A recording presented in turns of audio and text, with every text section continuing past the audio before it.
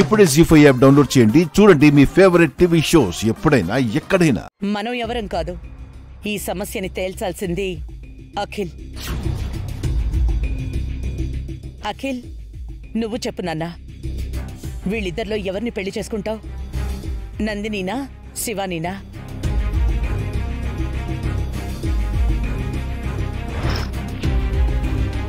రే తమ్ముడు, నా కూతుర్నే పెళ్లి చేసుకుంటానని చెప్పరా. నువ్వంటే దానికి పిచ్చిరా. నువ్వు చేసుకోకపోతే అది బతకలేదు. దాన్నే చేసుకుంటానని చెప్పరా.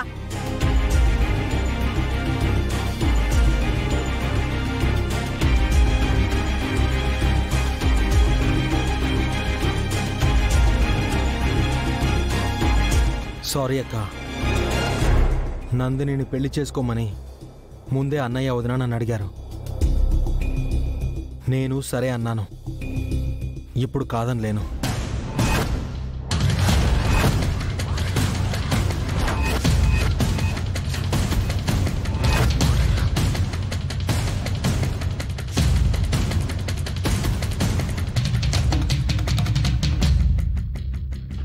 పైగా నందిని నాకెన్నో సేవలు చేసింది.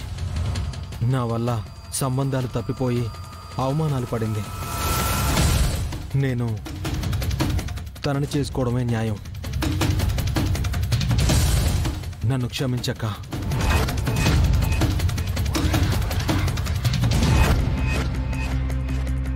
నీకు కూడా సారీ అమ్మా. నువ్వు నన్ను పెళ్లి చేసుకోమన్నావు, నందిని చేసుకోమని అన్నయ్య వదిన చెప్పారు. నా నిర్ణయం చెప్పేశాను. ఇక మీ ఇష్టం, ఎవరిని చేసుకోమంటే వాళ్ళని చేసుకుంటాను.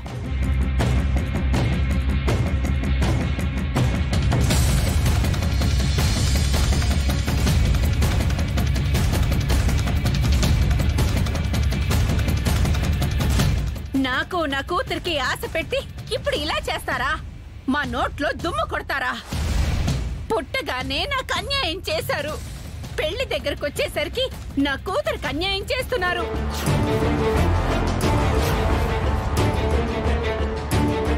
అంతా ఈ వసు వల్లే. నాకు అమ్మిచ్చిన మాటని కాదని ఈ నందిని తెచ్చి కూర్చోబెట్టింది. అఖిల్ మనసు మార్చి తన మాట వినేలా చేసుకుంది. అంతా ఈవిడే చేసింది.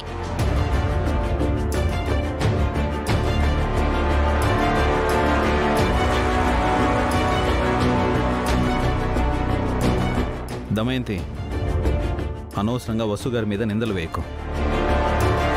నువ్వు శివాని గురించి మాకు ముందే చెప్పలేదు. మేము ముందు నుంచి నందిని అని అనుకుంటున్నాం. మీరు కూడా ఆ మాట ముందుగా మీ అమ్మతో చెప్పలేదు కదరా అభి. హఠాత్తుగా నందినిని తీసుకొచ్చి కూర్చోబెట్టేశారు.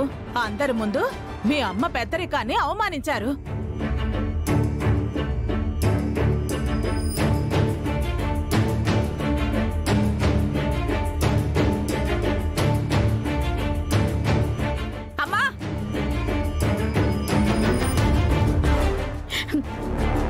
అమ్మను, నన్ను, నా కూతుర్ని అవమానించారు.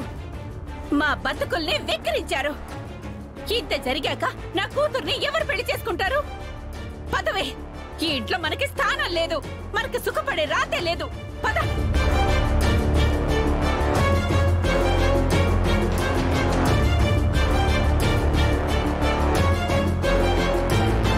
పంతులు గారు, అమ్మా, ఇక ఈ నిశ్చితార్థం జరగదు. మీరు బయలుదేరండి. అనవసరంగా మీకు టైం వేస్ట్. అలాగేనమ్మా. ఏమా మీరేం చూస్తున్నారు? జరగదమ్మా నిశ్చితార్థం. ఇక బయలుదేరండి, బయలుదేరండి.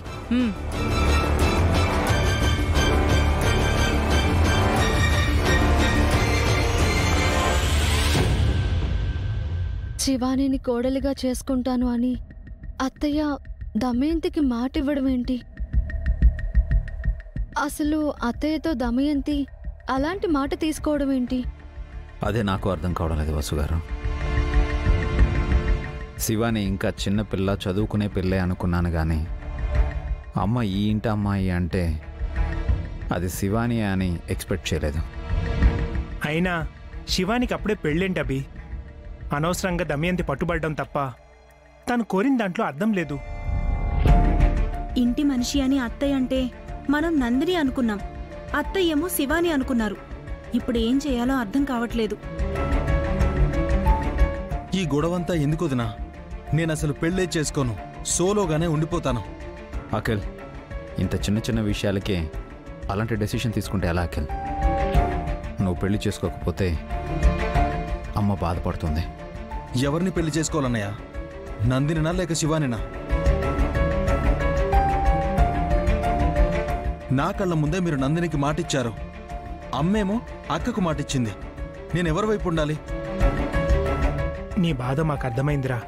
నువ్వు నందిని చేసుకుంటే అమ్మ బాధపడుతుంది, శివాన్ని చేసుకుంటే నందిని ఫీల్ అవుతుంది. ఒక పని చేయి అఖిల్, నందినికి నేను నచ్చ చెప్పుకుంటా.